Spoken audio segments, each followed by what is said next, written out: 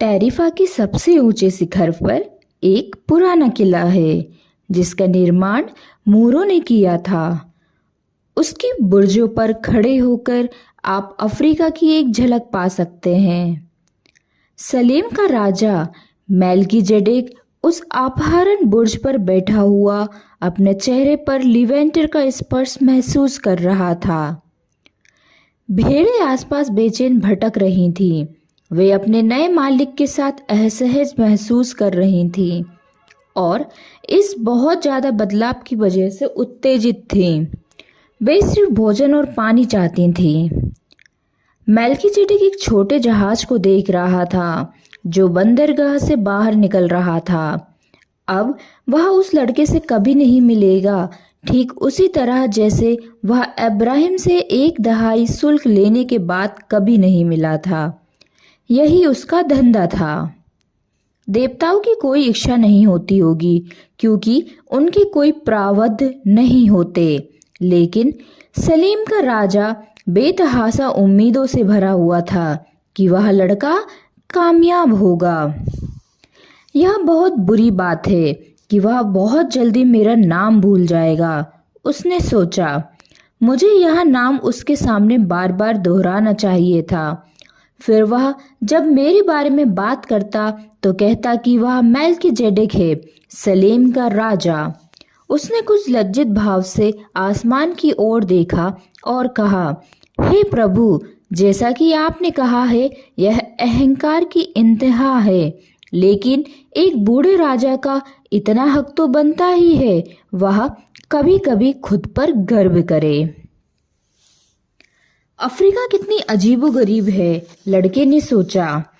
वह एक बार में बैठा हुआ था जो बिल्कुल उन्हीं बारों जैसा था जिन्हें वह टैंजियर की सकरी सड़कों के किनारे देखता आया था। कुछ लोग एक विशाल हुक्का पी रहे थे जिसे वे एक दूसरे की ओर बढ़ाते जाते थे। कुछ ही घंटों के भीतर उसने हाथ में हाथ डाले मर्दों और नकाब से ढके चेहरों वाली औरतियों को आते जाते देख लिया था और उन मौलवियों को भी जो मीनारों पर चढ़ के अजान देते थे।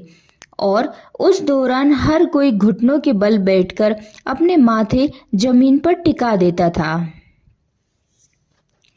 यह विधर्मियों का रिवाज है, उसके मन ही मन कहा। अपने बचपन में उसने गिरजाघर में हमेशा सफ़ेद घोड़े पे सवार सेंट सेंटियागो माटामोरिस की छवि देखी थी, जिनकी बगल में नंगी तलवार लटकती रहती थी और घुटने पर झुके ऐसे ही लोग की आकृतियां होती थीं। वह अंदर ही अंदर बीमार और बुरी तरह अकेला महसूस करने लगा।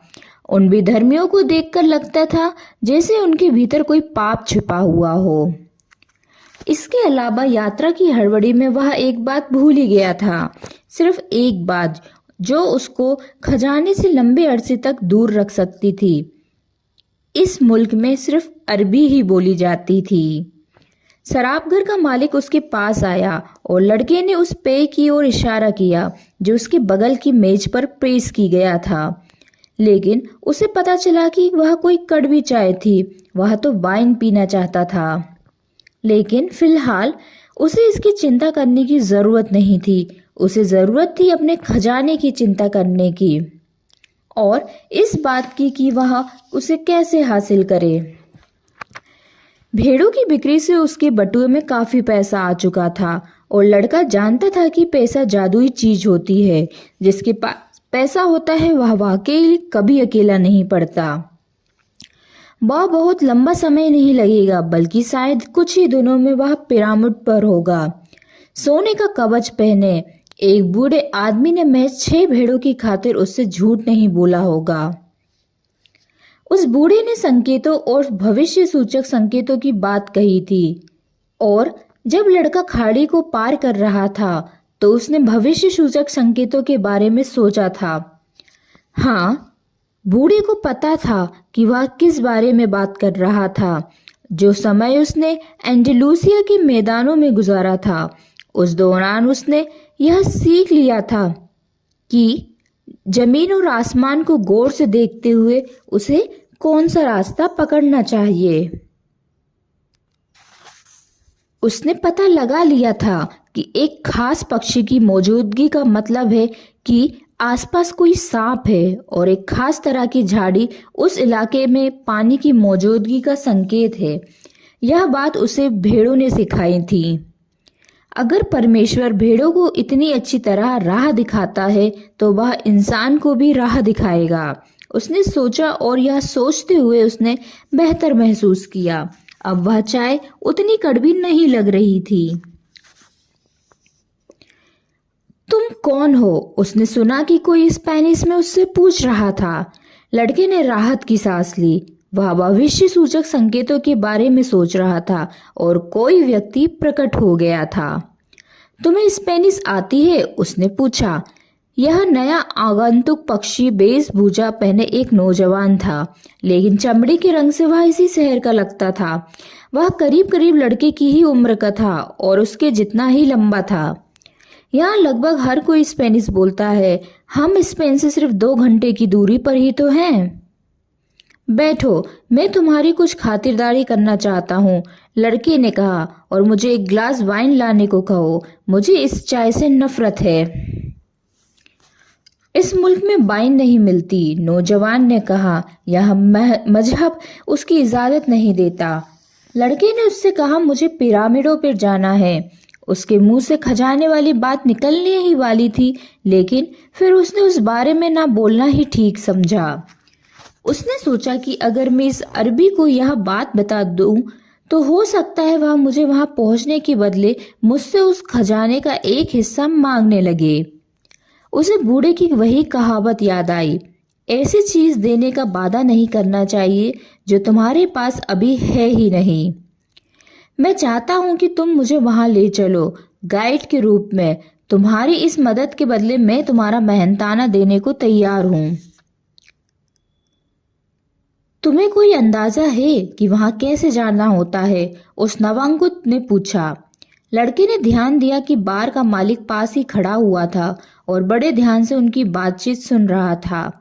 उस आदमी की मौजूदगी से उसे असहज महसूस हुई, लेकिन अब जबकि उसे एक गाइड मिल गया था, वह इस मौके को गंवाना नहीं चाहता था।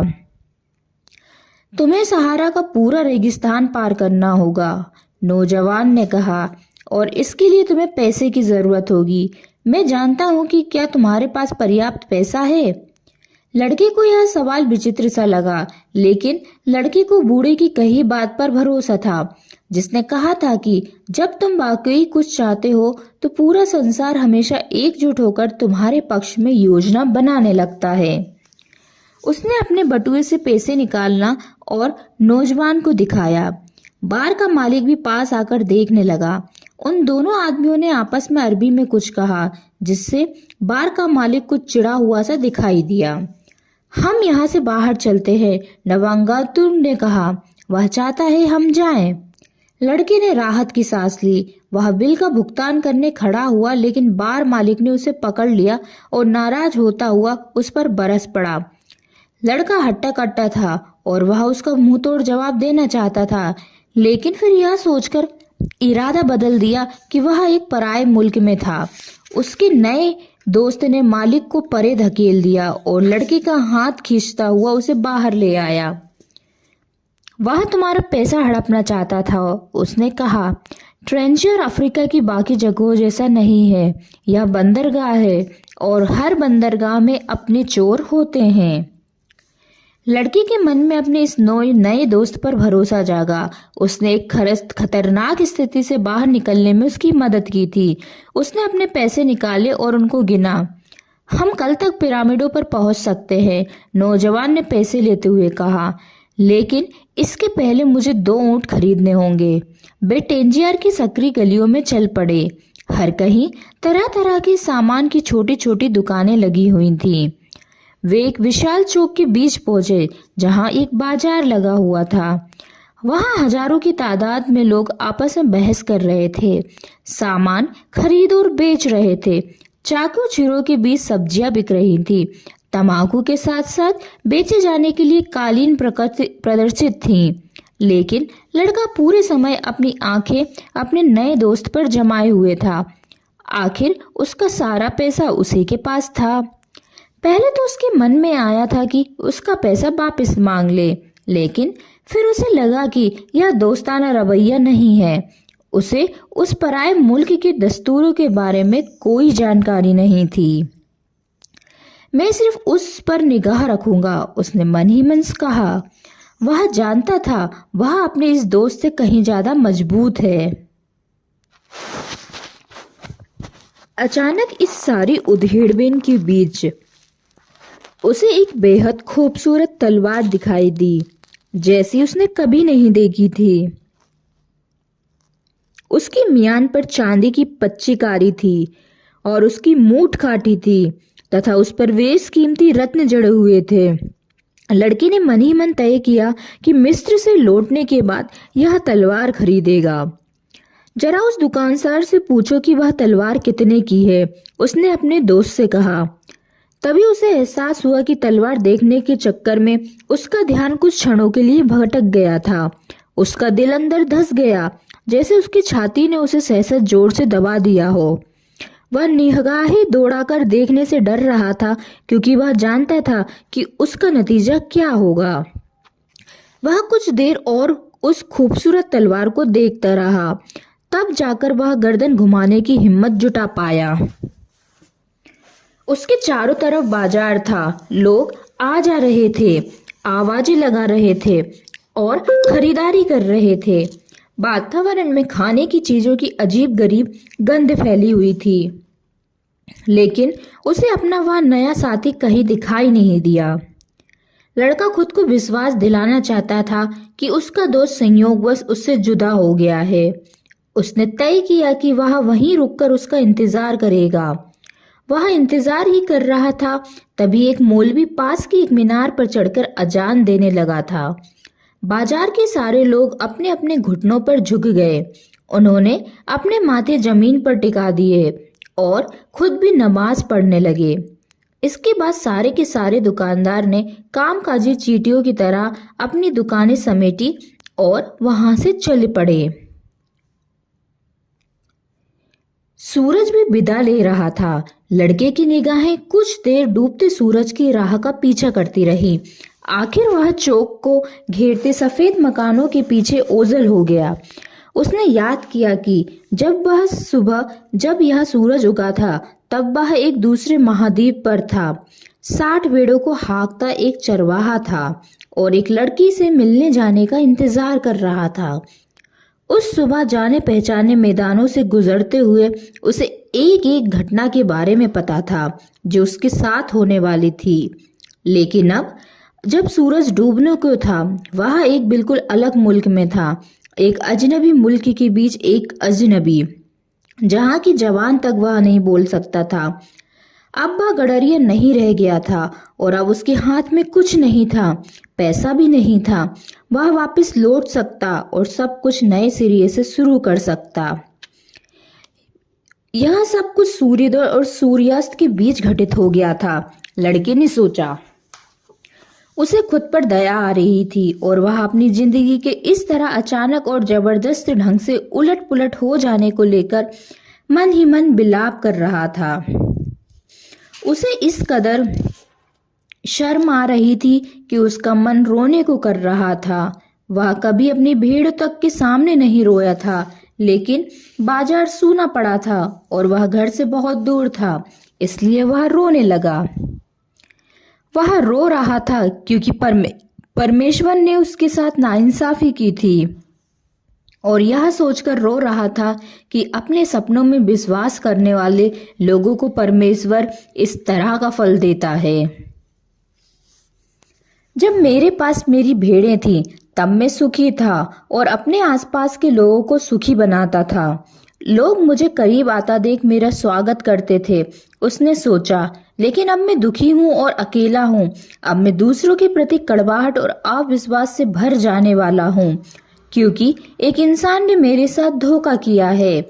मैं उन लोगों से नफरत करने लगूंगा जिनको उनके खजाने मिल गए होंगे, क्योंकि मुझे मेरा खजाना कभी नहीं मिलेगा।